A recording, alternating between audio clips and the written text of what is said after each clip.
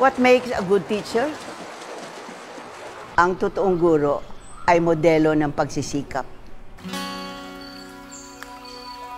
Totoong nakakaapekto ang socio-economic status ng mga magulang sa kanilang mga anak na nag-aaral. But it is also correct to state that such inequality may also give rise to students' perseverance and true potentials. Sana, ibang kurso na lang kinuha mo.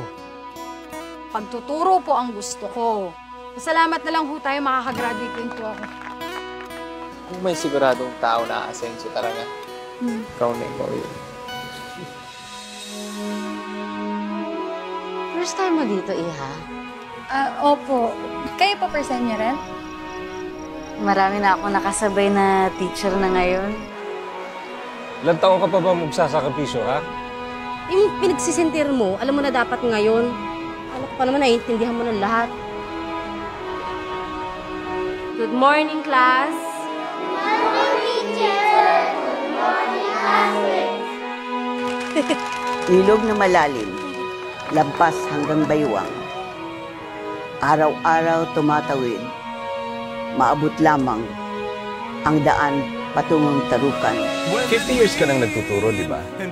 Siguro magandang magsulat ka ng maraming libro.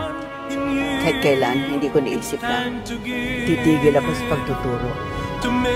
Ngayon ba, wala ka ng panahon para sa akin? Ikaw ang buhay ko, alam mo yan. Pero may debosyon ako. Saan po bang let subject kayo mahina? Sa lahat. Ang guro ay habang buhay na guro. Gurong may paninindigan, hindi magmamaliw ang kanyang debosyon.